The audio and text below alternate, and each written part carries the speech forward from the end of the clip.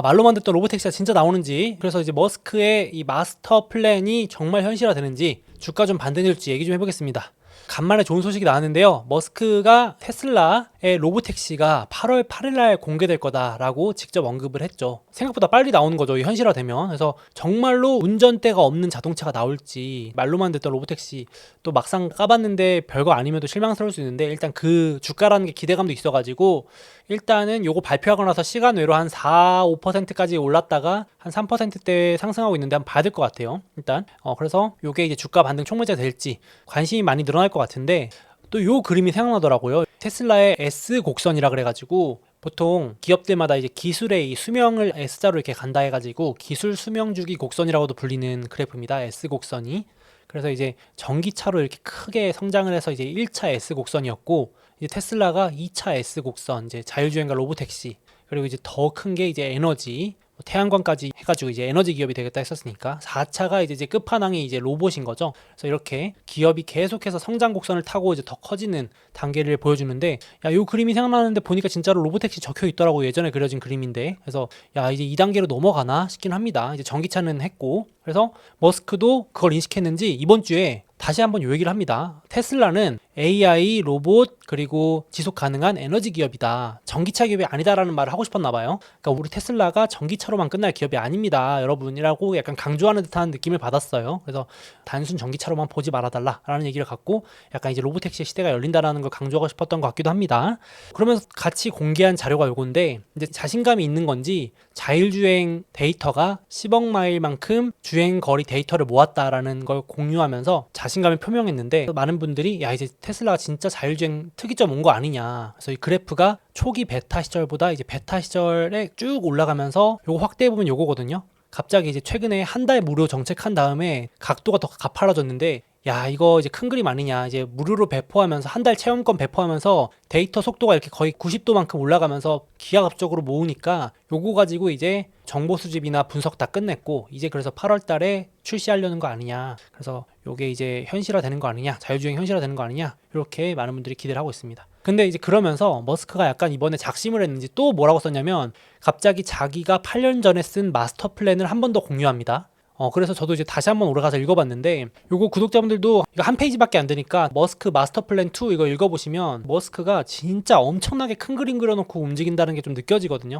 물론 좀 연기된 것들은 많은데 다 하고 있습니다. 그래가지고 순서대로 다 하면서 처음에는 비용이 많이 들지만 자동차 좀 만들고 점점 더 저렴한 자동차를 만들어가지고 궁극적으로는 이제 대규모 차량 학습을 통해서 훨씬 더 안전한 자율주행 기능을 개발하겠다라고 했는데, 이제 여기까지 온 거예요, 마스터 플랜 중에. 이제 그리고 더 나아가서는 자동차를 사용하지 않을 때에도 돈을 벌 수 있도록 할 것이다 라는 마스터 플랜까지 써놨습니다. 요걸 이제 8년 전에 이미 써놓은 거예요. 근데 이제 이게 점점점 다가오고 있는 거죠. 8월 8일 날 어디까지 공개할지 모르겠지만, 그래서 아마 자율주행 로보택시 단계 넘어서면은, 그 단계 오면은 여기 마스터 플랜 써 있는데, 대부분의 자동차 소유자는 하루 중에 5에서 10%만 자동차를 운행하기 때문에 그 나머지 시간은 놀리고 있잖아요, 주차해놓거나.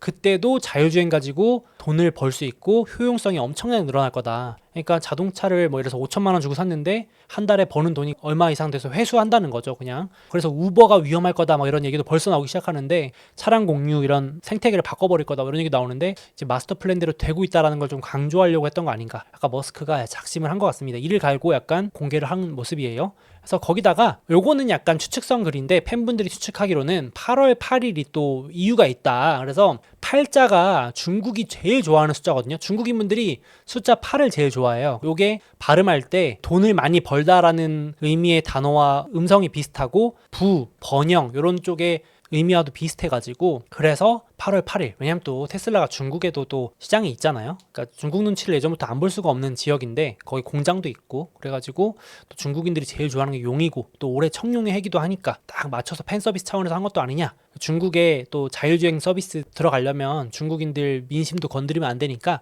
노린 거 아니냐. 그래서 한꺼번에 중국도 같이 공개하는 거 아니냐. 뭐 이런 추측성 얘기들이 많이 나오고 있습니다.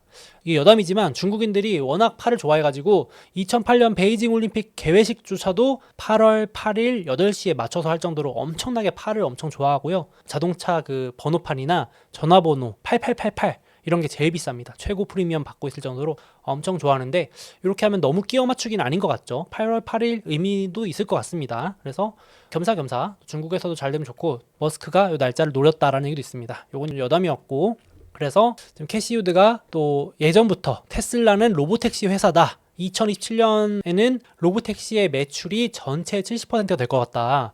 지금 테슬라의 매출의 90% 이상이 자동차 팔아서 버는 돈인데, 야, 불과 3년 뒤만 돼도 로보택시 매출이 전체 70%라는 얘기는 진짜, 그러니까 많은 분들이 댓글 보니까 이제 거짓말쟁이다, 말도 안 되는 소리 하고 있다, 언제까지 뻥칠 거냐라고 이제 비판하시는데, 진짜 그렇게 느껴질 정도로 너무 터무니없는 예측같이 느껴지는데, 아, 정말 현실화 될지 올해 한번 봐야 될 것 같습니다. 올해 내년 어떻게 바뀔지, 세상이 이렇게 빨리 바뀔지 봐야 될 것 같고, 국내에서도 한 증권사 애널리스트 분께서 주목받을 만한 발언을 해주셨는데, 1차 AI 충격은 챗 GPT였잖아요. 그 덕분에 엔비디아부터 해서 AI 주식들이 날아다녔는데, 올 하반기 2차 AI 충격이 올 건데 그게 테슬라 모먼트다. 이 테슬라 로보택시로 비롯해서 사람들이 쇼크를 받아가지고 이제 2차 AI 주식들이 또 날아갈 거다. 테슬라가 이제 드디어 거기서는 AI 주도주가 될까요? 그래서 기대감을 또 불러일으키는 말씀을 해주셨는데, 아, 이렇게 되면 좀 좋겠습니다. 그래서 여기도 이제 제가 뭐 넣은 거지만 엔비디아 젠슨왕에서 이제 테슬라의 머스크로 주도주가 넘어가는가는 봐야겠죠. 하반기에 이제 로보택시가, 이거 이제 가상의 페이지인데 어느 정도까지 공개 파급력이 있을지 한번 봐야겠습니다.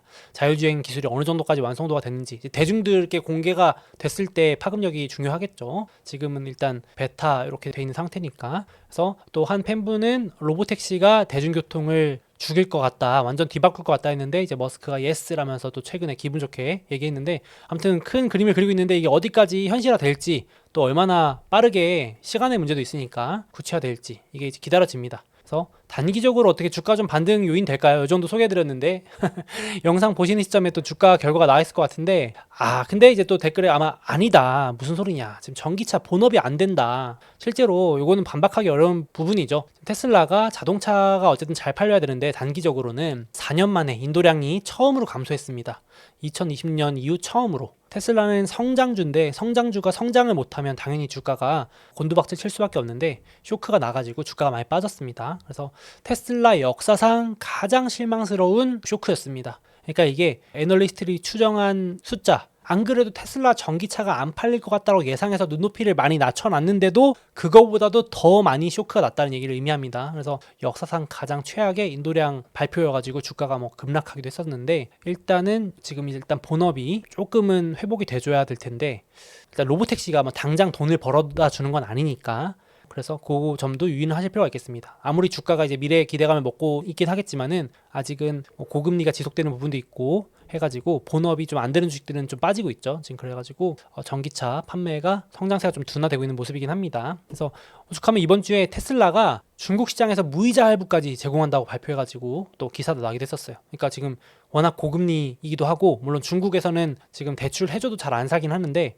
100% 이자를 다 테슬라가 낼 테니까 차 사라까지 공격적인 프로모션을 하기도 할 정도로 지금 긴박한 상황이긴 합니다. 그래서 좀 본업이 살아나줘야 될 텐데 4월 또 실적 발표 때 한번 봐야겠죠. 그래서 로보택시 또 미래 먹거리도 공개했는데 이것도 주가 단기 모멘텀이 될지 한번 봐야 될 것 같고, 제가 느낀 거는 시간의 문제일 뿐이지 일단은 한번 기대해 볼 만한 것 같은데, 궁극적으로 로보택시도 결국은 AI 자율주행이잖아요. 그래서 AI 시대가 이제 진짜 초기구나, 아직 한참 멀었구나라는 생각은 개인적으로 들었습니다. 그러니까 주가가 뭐 많이 올랐다고는 할 수 있지만 더 길게 봤을 때, 긴 관점으로 봤을 때는 진짜로 이제 로보택시 나오기 시작했고, 나올까 말까 할 정도고, 이건 약간 다른 얘기지만은 애플도 이제 가정용 로봇에 올인하겠다라고까지 기사 나오고, 그 빅테크들도 먹거리가, 최종 먹거리가 자율주행, 로보틱스 이런 것들인데, 이제 AI 시대가 이제 시작이구나 생각한다면은 관련해서 빅테크라든지 반도체라든지 AI의 수혜를 보는, 지금 관심 있게 보시는 그런 주식들이 짧게 끝날 주식은 아니지 않을까 생각을 합니다. 그래서 여기도 보시면 지금의 AI 데이터 센터 시장 전망이 급증한다 자료입니다. 요즘 뭐 코인도 핫한데 가상화폐 채굴하는 수요부터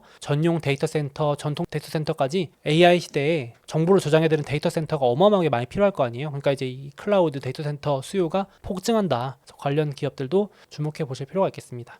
좀 더 길게 봐도 될 것 같습니다. AI 관련된 기업들, 반도체, 빅테크 보면 될 것 같습니다. 지금 보니까 이제 테슬라 관심이 많이 줄어들긴 한 것 같아요. 비관론자분들도 많이 늘으셨고, 돌아오는 주에 좀 어떻게 주가 움직일지 한번 저도 보긴 해야 될 것 같습니다. 로보택시 공개도 실망스러울지 기대 이상일지도 한번 봐야 될 것 같고요. 자, 다음으로 우리가 주식 투자를 하다 보면 마치 변덕쟁이처럼 증시 분위기가 수시로 바뀌어서 헷갈린다 라고 느낄 때가 있는데요. 예를 들어서 어떤 날에는 금리 인하 기대감이 낮아진다고 증시가 빠지고, 또 어떤 날에는 금리 인하 기대감이 살아나서 오르고, 또 어떤 날은 침체가 온다고 그 걱정 때문에 하락하고, 또 어떤 날은 침체가 안 올 것 같아서 증시가 오른다고 합니다. 정말 이런 뉴스만 보면 헷갈리실 법한데요. 이런 수많은 긍정, 부정 뉴스에 흔들리지 않기 위해서는 나만의 명확한 판단 기준이 있어야 된다고 생각을 합니다. 그래서 제가 이번에 새롭게 출시한 소스몽키의 미국 주식 마스터 클래스 강의에서는 이런 투자 판단을 스스로 내릴 수 있는 구체적인 방법을 담았습니다. 예를 들어서 지금은 주식 투자하기 좋은 시점일까? 주식 비중을 늘려야 될까? 줄일 때일까? 혹은 이 주식 얼마에 사는 게 좋을까? 지금 가격에 사도 되는 걸까? 혹은